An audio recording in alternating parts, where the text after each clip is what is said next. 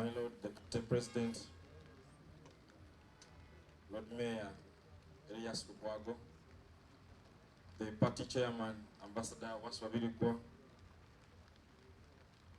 our dear Honorable MPs, Honorable Nganda Semju, Honorable Harold Tony Muhindo, some of our elected leaders, Honorable Olive, my Lord Deputy Lord Mayor, Doreen Nyanjura, Honorable Olive Namazi from City Hall, members of the National Executive Committee, elders of the struggle, from the Forum for Democratic Change, and now PFF, district leaders, the Kisumu 36, gallant freedom fighters, representatives of the Fourth Estate, ladies and gentlemen, I salute you all.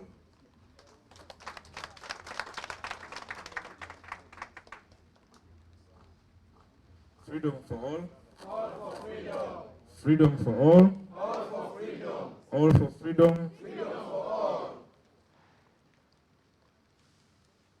My colleagues from the bar, who the lead counsel has just mentioned, but I will, as a signal of our appreciation, repeat your names. Honorable Ronald Wanda, Bayan Tunawe, Katoto Nsime, Julius Ssemakadde, Proscovia Kunihira. I'm happy that you made it to the bar finally. Yes. Isaac Kwagala, Ngaga Mkuve, Derek Namakajo. Yes, I'm happy that you're here. I thank you all for the wonderful work you did in securing liberty for the Kisumu 36 in record time. I guess the appreciation is similarly extended to my Lord Justice Susan Okalan for not beating about the bush. I have not read the court document that you sent me, my dear Doreen, as I believe it would slow me down and also cloud my thinking. I understand it was disciplinary. I believe our concern should be about much than bail. It should be with the broad implication situation and its implications for the questions of justice as the intended goal of the radical movement. When I received this invitation, I had a small quarrel, as always, with my good friends, Deputy Lord Mayor. The topic suggested, Kisumu 36, tales. I thought it undermined the significance of the situation because, as the Lord Mayor, it would portray us as if we were engaged.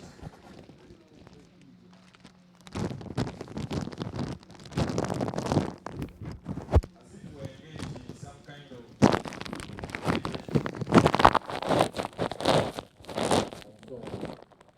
but from the details I have heard, I feel vindicated in suggesting a change of the topic to the Kisumu 36.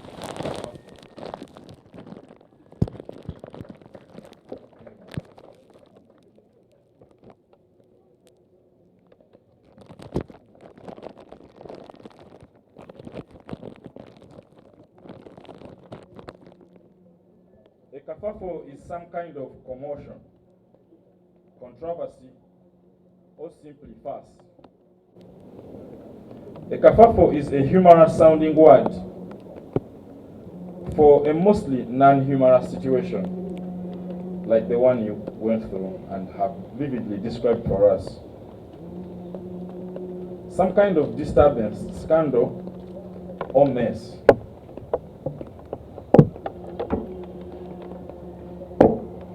So I will work from what I know about this kerfuffle in general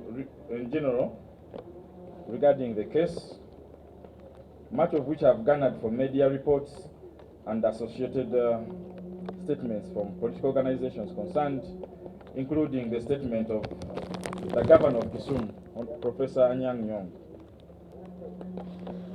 A group of Ugandan political activists had gathered in a Kenyan city in order to have a series of meetings over a few days. This means they were also staying in accommodation there. The venue was then raided by people eventually identified as Ugandan security operatives. They may or may not have been accompanied by Kenyan ones. But from what we've heard, there was a Kenyan contingent at the tip of the spear for this attack. Their identification as Ugandan security, comes largely from the fact that after being physically restrained, the Kisumu 36 were transported overnight and found themselves in Uganda, eventually being charged in a Ugandan court with various offenses. One reason for the meeting having taken place in a neighboring country was that some of the participants were asylum seekers there, having fled alleged political persecution in their home country. It therefore made sense for the party colleagues to travel and convene with them there. This presents several problems, questions, and challenges that are condensed here. In short, various laws, both international and national, have been broken in two different jurisdictions. Deeper than that is the principle of legal legitimacy that has also been violated. Let me speak about the historical crisis of legitimacy. The central challenge for illegitimate rule is that it suffers from a sense of deep insecurity, knowing deep down that it's only possibly accepted, but certainly not loved. In an attempt to resolve this dilemma, such power tries to invent and create its own sense of legitimacy. Two of the most abused routes to trying this are the law and culture. In the Ugandan experience, there was the business of deposing legitimate native rulers, but not abolishing their posts. Instead, new and more compliant persons were imposed on the posts and declared the new leaders. This is what we call neo-tradition. More broadly, they created and imposed a new legal system that they claimed will bring justice for all. However, it is hard, if not impossible, to build legitimacy on illegitimacy, or in this case, legality on illegality. In short, if you broke laws and violated cultures and customs in order to come to power, why should anyone really believe in the legal system you came with? This is why the legal system that we have should perhaps be called neo-colonial or neo-legal.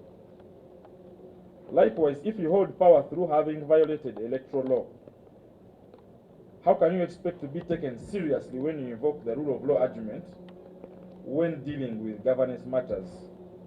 You cannot. People obey you not because your rule is lawful, but because it is forceful. Put another way, illegitimate power always finds itself reaching an inflection point where the very laws it came with have now become an obstacle even to itself,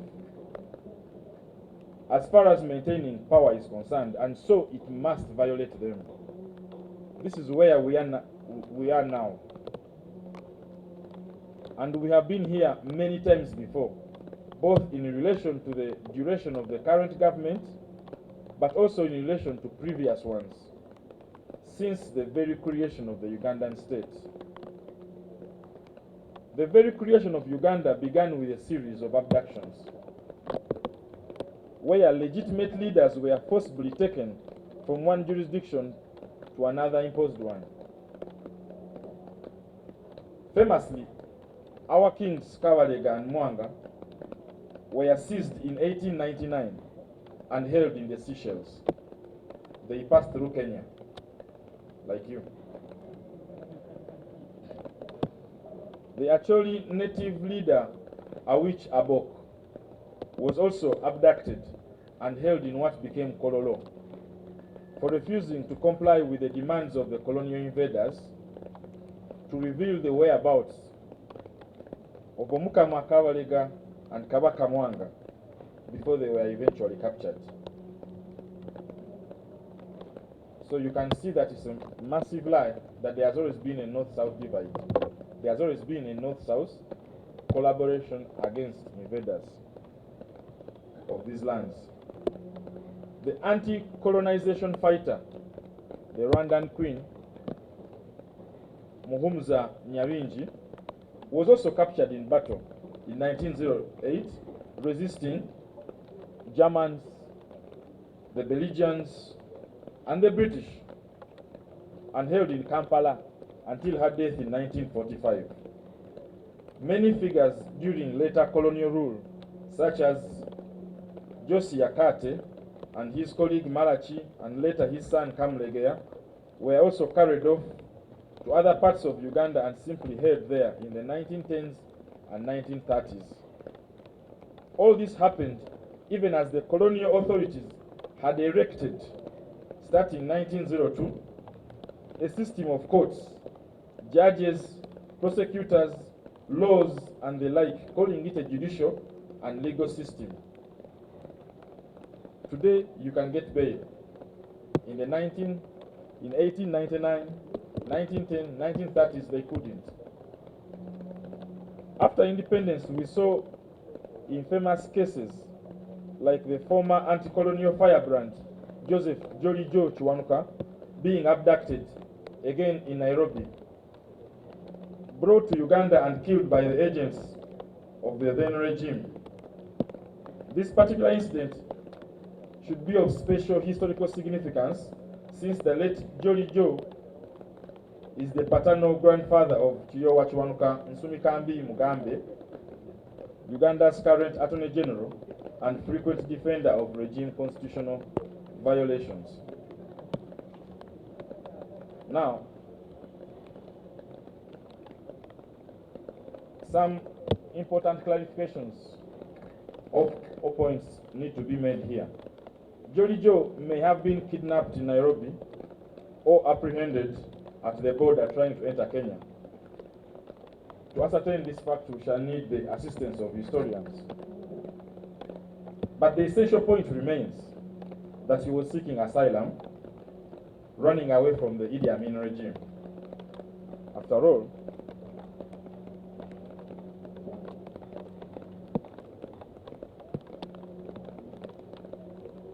he had previously been detained without trial during Obote I.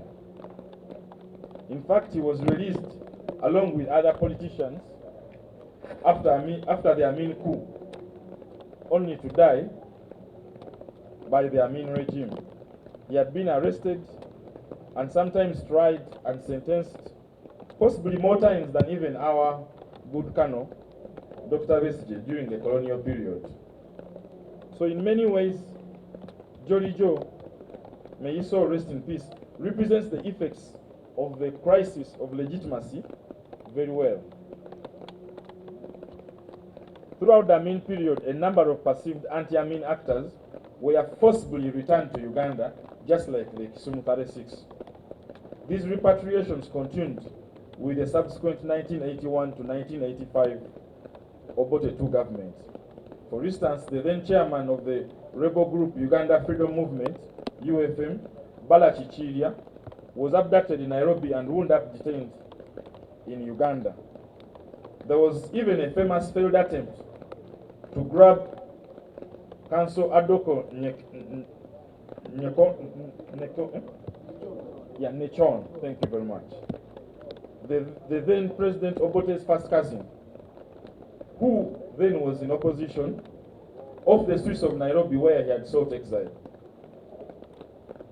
What these abductions all tended to have in common was the cooperation blind eye or collusion of whichever Kenyan government was in power. And this has happened again in the latest incident. Now, moving away from Kenya, and in more recent, there was the case of Jamil Mukulu, who was forcibly returned sometime in 2015 and brought to Uganda for a prosecution that has never taken off. 10 years in detention.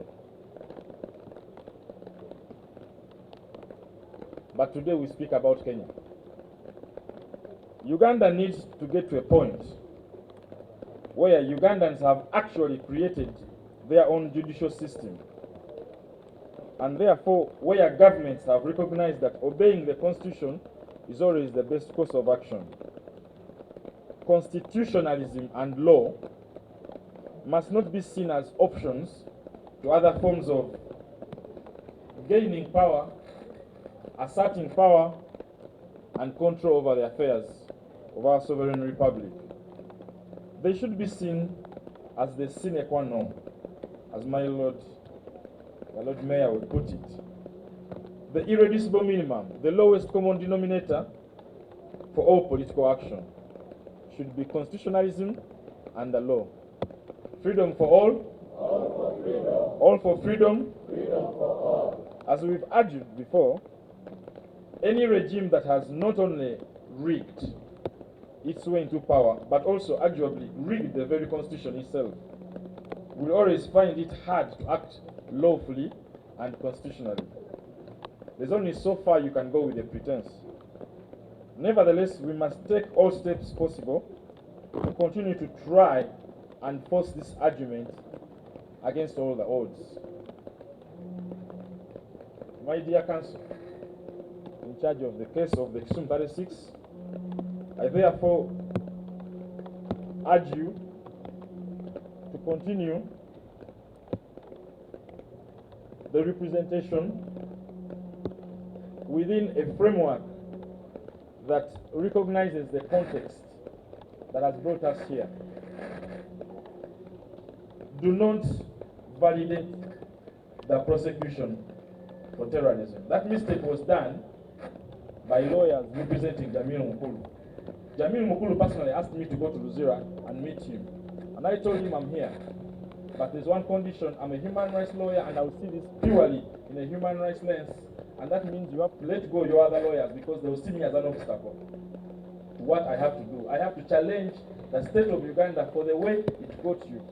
You are into the hands of the Ugandan state illegally. That's what you must challenge. Of course, the other lawyers wanted to do a bail application and do a trial, and they told him to wait for the, what do they call it? A criminal sentence. 10 years down the road, they are waiting for a criminal session. In that time, we could have done the following things that are similar to what I'm about to say.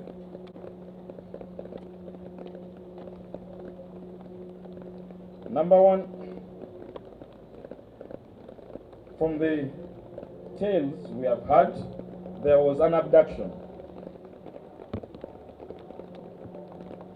in Kenya. And so the state responsible is the state of Kenya. It must be sued, or it must be petitioned, which I understand has already been done. Number two, there was an arrest, or to put it in the proper legal terms, there was an arbitrary arrest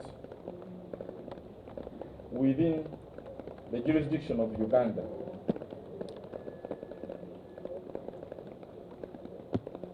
And so the state responsible is the Ugandan state, and it must be held to account in terms of Article 23 and Article 50 of our Constitution.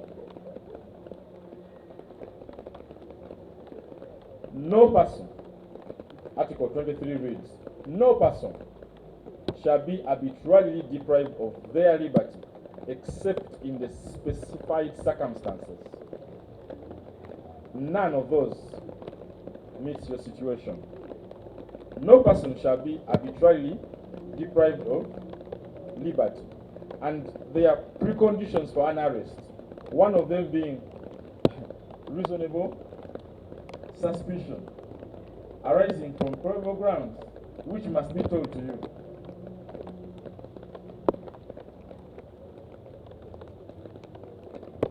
But in your case, I guess they want to do the investigation. And I think that's what they told the court, that the investigations are ongoing.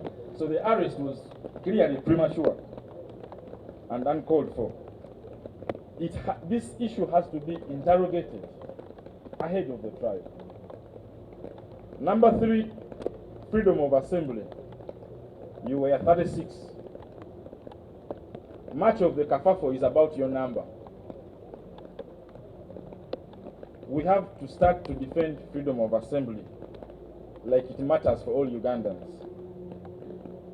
This right is enshrined in the UN instruments, especially the UN Declaration for Human Rights of 1948 and the 1966 Covenant on Civil and Political Rights.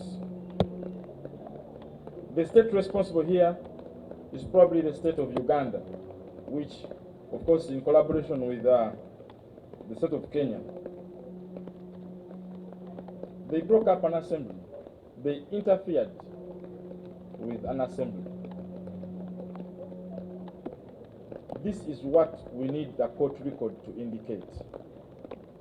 You must sue on those issues. Last but not least, there are refugee law considerations here. Unfortunately, time wasn't enough for us to get to hear them firsthand from the Kisumu 36. But from what I have read, I understand that there was breach of international protocols protecting asylum seekers. The UNHCR has important case law on these issues. We must present a report to the appropriate agencies, local and international. We must sue and we must petition. Kenya should be safe ground for Ugandans seeking asylum. From the history I have just shared, it appears not to be the case. And finally, prosecutorial misconduct. I have made the case before that you have a pumpkin for a DPP. But some lawyers continue to pretend that she is actually a DPP. And for some, they take it very seriously because they think it's an attack on womanhood. Or it's an attack on being Karima Jong. That's absolute nonsense. She's a pumpkin. She's dead wood. She's a dimwit.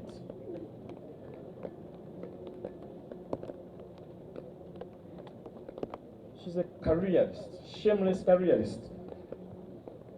She's a cuckoo in the nest of our criminal justice system. You cannot, in 2024, hold the job of judge and prosecutor and imagine that you do no harm to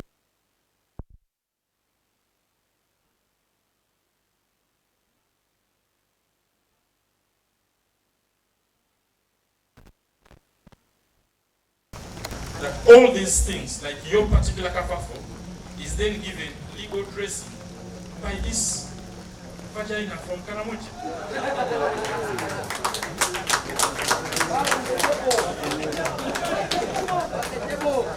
We have to start to call things exactly what they are. So you need to take action against prosecutorial misconduct. You are entitled under Article 120, Sub-Article 5, to the protection of an independent defendant. This goes to you, counsel. Let me see to what extent your youth is a prize. PFF. You got to. Don't wait for criminal sessions. I would like. Where's my phone?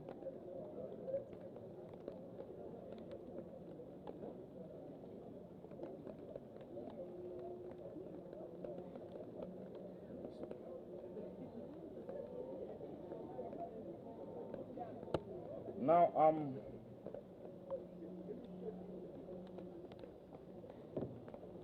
my Lord the Party President, I would like PFF not to make the mistakes done by other political organizations in approaching the Uganda Law Society.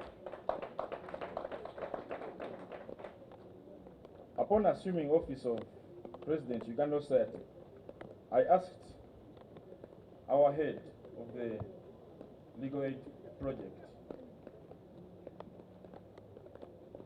to tell me everything about the Olivia Otaya case as far as Uganda Law Society is concerned. And she sent me this email. Dear Mr. President, I decided to go through our old emails after talking to you, just to confirm if I've ever received any complaints from Olivia Otaya and others in a similar situation. I got an email where I was responding to the past president, Bernard Owondo. I have forwarded the same to you for your information. Thank you. Awori Christine, Head Legal Aid and Pro Bono Services, Uganda Law Society.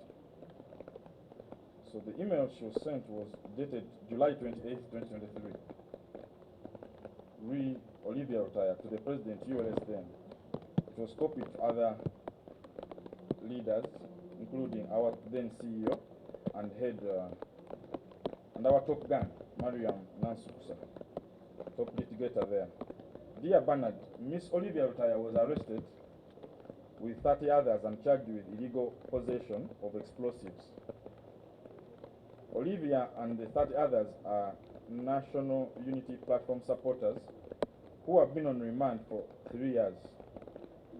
Olivia is at Luzira Prison Women Wing. 2 inmates are at Luzira Upper Prison and the rest are at Chitalia Prison. Olivia and the 30 others are represented by Counsel Katana Benjamin and Counsel Musisi George and have been appearing before the court martial. They have made an attempt to apply for bail on 2 occasions, but the applications have not been granted by the court. Nonetheless, they intend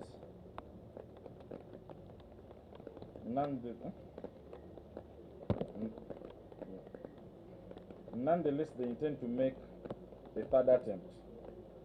Counsel Katana advised that the legal aid project of the Uganda Society can consider offering them support in the form of psychosocial counseling, but not representation. Since he and Counsel Musi are already representing them. In addition, given the nature of the case and the parties involved, it is a politically motivated case which is outside the ambit of the legal aid project. And as the legal aid project of Uganda Society, we should not be seen to be partisan. Thank you. Awori Christine, Head Lab and Pro Bono Services, Legal Aid Project of the Uganda Society. That is July 28th. So, 2 eyebrow-raising discoveries there, right? Well, the first one, I'll speak to it. These victims should not be food for counsel or party leaders. What has happened to these victims is not unique in history, is it? So this is a national crisis, and the National Rule of Law Agency should be available to their aid.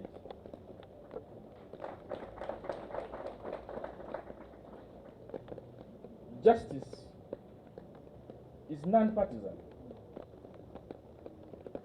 yet it is political. It is political in the sense that It is about determining who gets freedom and who doesn't. That's a political question. Until I was elected president of the Ugandan Law Society through a political process, I wouldn't be here. I was living in exile as well, unsure of my own liberty on my own home country. So justice is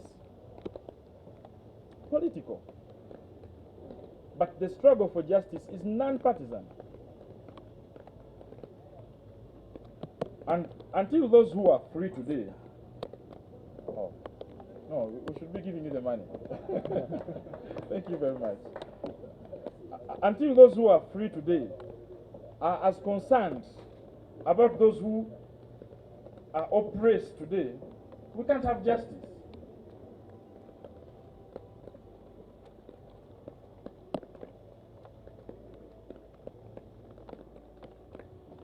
That is the message of the Ugandan Law Society today. Thank you very much.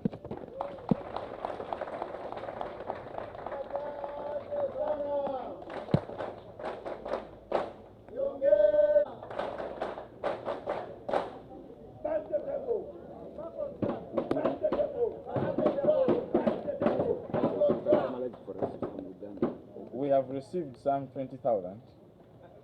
I don't know if this is a gift to the president's bag or to the legal aid project of the Ugandan State that I now lead, which will not make the same mistake.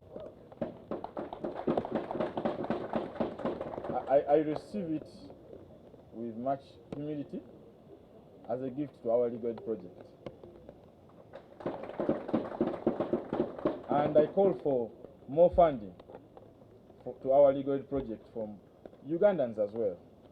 As you may learn, our legal, yes. Let me also add some amount you of very money for our representation. Thank you. Our legal aid project has been donor captured for a long time. That email should not be read as a criticism of the author. She's a wonderful lawyer, Miss Christina Ori, but she was explaining in clear terms that the Ugandan society is captured. It is captured. So there's no more doubt that we were a captured organization. So our legal aid project is funded largely by foreigners who probably instruct our lawyers not to get involved in a specific kind of case, or to get involved because they want likes, like march to parliament. You know, maybe they think that is safe. Maybe they think this is not safe. I don't know. But this ambiguity has got to end.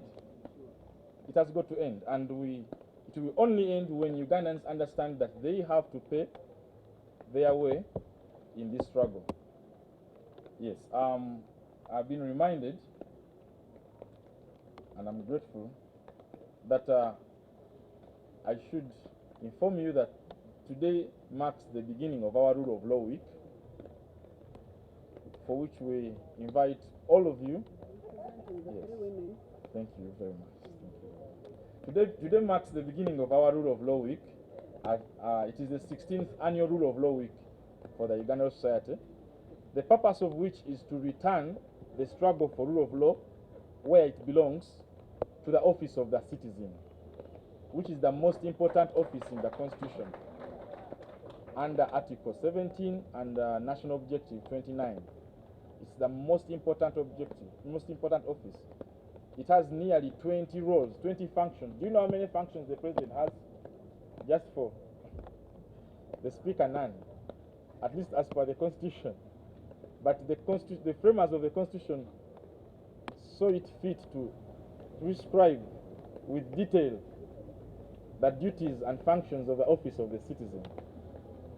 In Article 4, they demanded that the state must offer you the Constitution in your local language, and the state must pay the price of giving you constitutional messages in your education, and in your,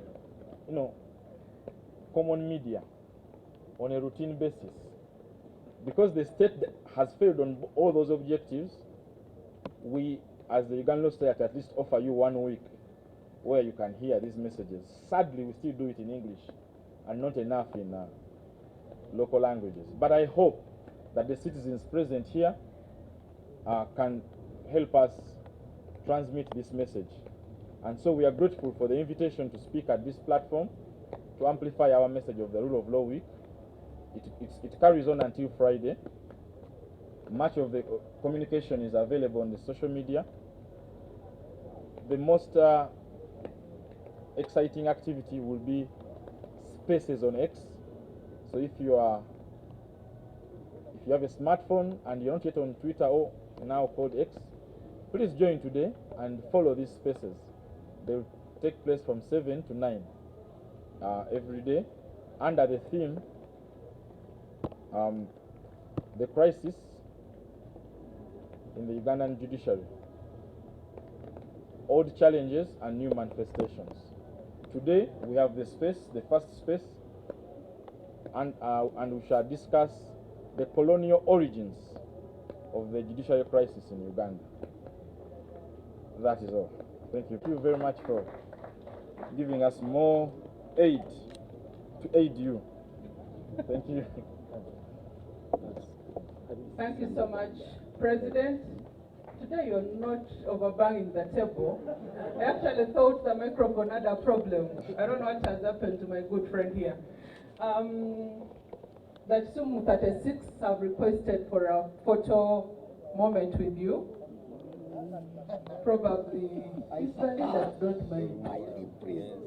Okay, let's have that Kisumu 36 enjoy the photo moment with the legal rebel as he continues banging the table. Thank you. You can remove the yes.